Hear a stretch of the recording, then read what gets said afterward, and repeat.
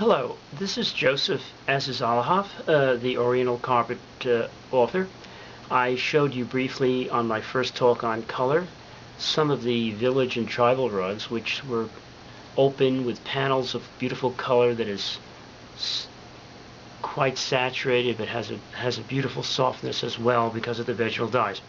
I didn't get a chance to show any of the I only showed one or two of the traditional floral types for the living room, for the more of the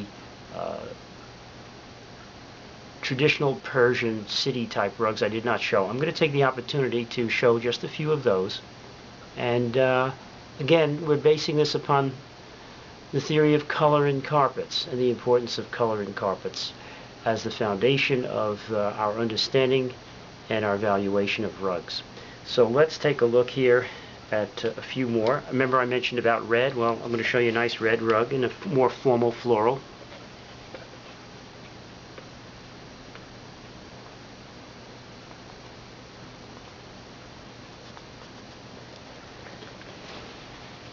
Well, sort of stylized floral, which would be somewhere between floral and geometric.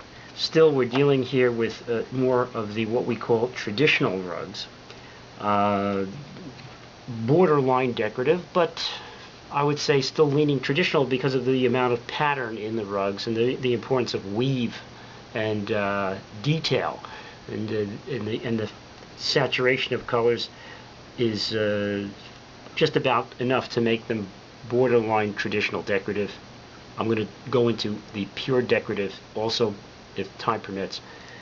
Another one, a great piece, the famous Haji Jalili Tabriz, one of the most important classical rugs.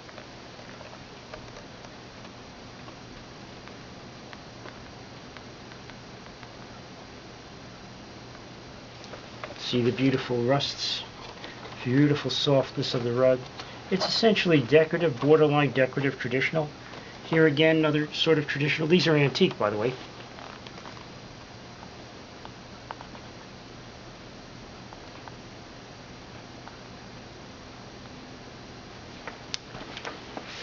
And I'm going to just show a few more of the sort of traditional city rugs that are, I still could categorize them essentially as traditional slash decorative. Here again, traditional slash decorative, good detail and a softening of the colors. This would be almost decorative.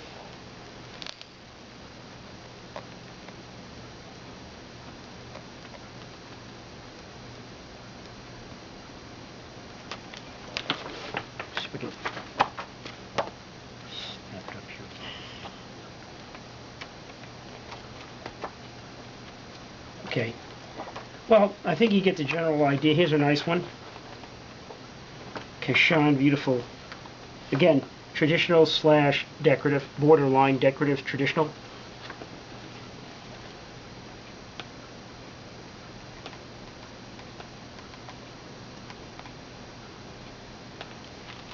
Beautiful antique Kashan. Now, in America, the taste for decoratives is essentially paler than that and with less pattern than that. So what we're going to do is briefly discuss how a rug can actually have perhaps less color and less detail and less of a fine weave and still be extraordinarily valuable, perhaps more so than even these traditional slash decorative or traditional carpets.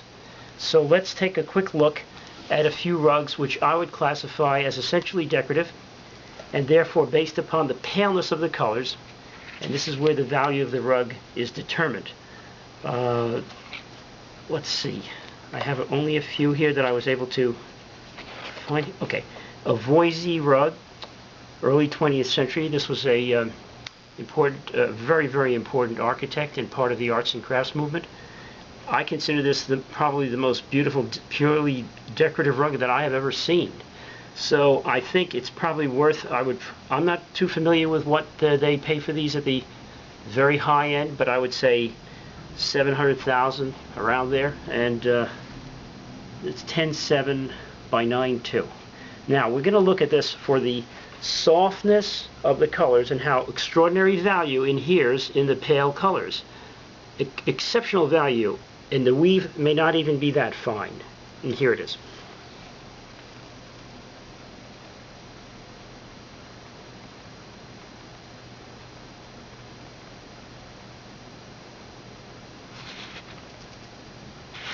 Now, notice the unbelievably beautiful peaches or corals, this incredible greens, even the beige is gorgeous.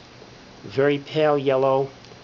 Now look at how simple the design is. This was for a gun room, and again, it's very rare. That's an additional factor.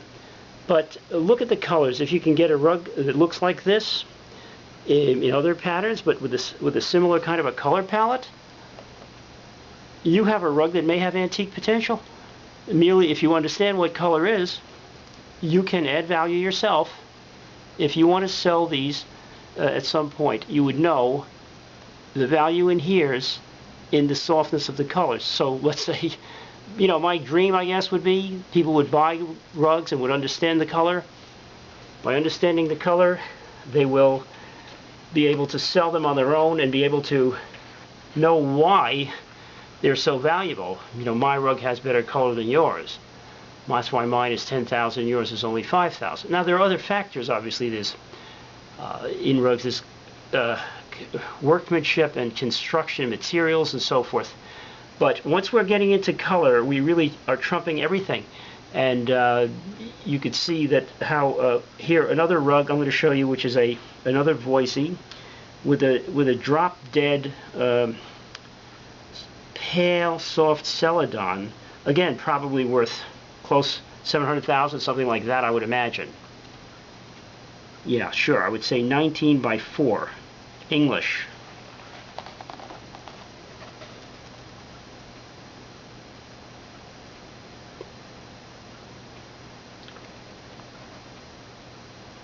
Color to die for is this green, and to pay for, which they do.